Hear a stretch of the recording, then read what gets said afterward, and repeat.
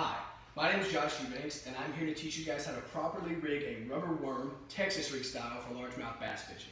Now, I use this style a lot for pre-spawn bass season. The reason is that the females are on what's called beds in the really shallow areas of ponds, so they're easy to get to.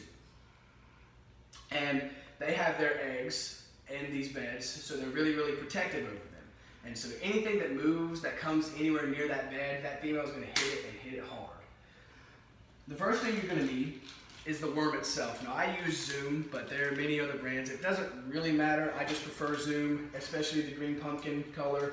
This is a 9-inch variation, and I really, really like this color in the water around here. The fish seem to love it, so that's my go-to.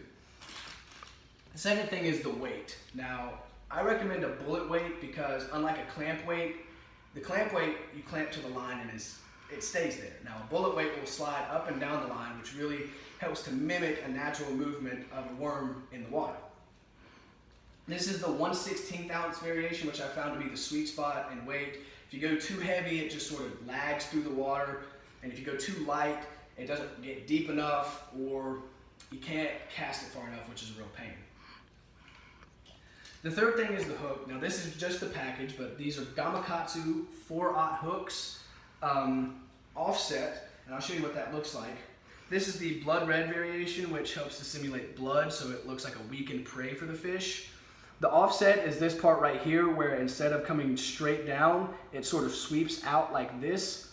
That's also the aught part as well. That's the distance between the tip of the hook and over here, the sweeping part. You can go a little bit bigger or smaller, but I once again, like the weight. This is sort of the sweet spot for me. Now, what you want to do when actually rigging it up is you put the line through this little eyelet right here, and the weight will be up here, and it'll sort of slide up and down like this. Now, the reason the bullet weight is so important is that the bullet weight will slide down, and the weight will be down here, the bait will be up here, and it'll sort of flutter down to the bottom, which really helps to mimic a natural motion of a worm in the water. So you take the hook and the worm. Now, I do it like this because I'm right-handed, and if I tried to do it left-handed, I'd be fiddling with it all day, and I don't have time to just rig my bait. I want to fish and catch fish. Now, you take the head of the worm and push it onto the hook like this.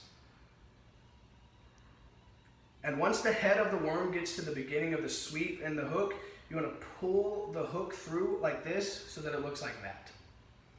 Now, once you do this, you want to push the head of the worm up to the top of the hook, which is where that offset's going to come really handy.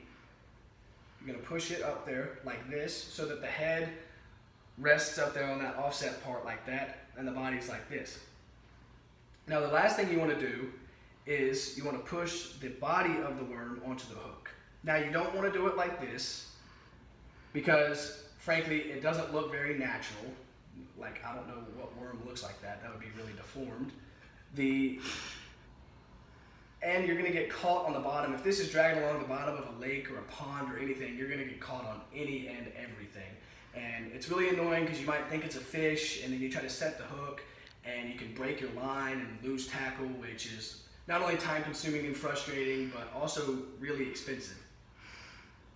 So what you actually want to do is you want to have the body of the worm parallel to the hook right here, so that when you get a bite and the fish bites down on this hook and the worm, the hook right here is available to be set into the mouth of the fish, which gives a really, really good conversion rate for landing fish per bite. This is a really great beginner's rig. I like using this color, this setup. I've had a lot of success with it around here. The fish really seem to love it, and this just really mimics really well the natural motion of a worm going through the water. You don't get caught, you don't lose a lot of tackle, which is really handy. I hope you guys have a better understanding of the Texas rig and why it's used and how to do it, and I wish you guys all the luck going forward in bass fishing.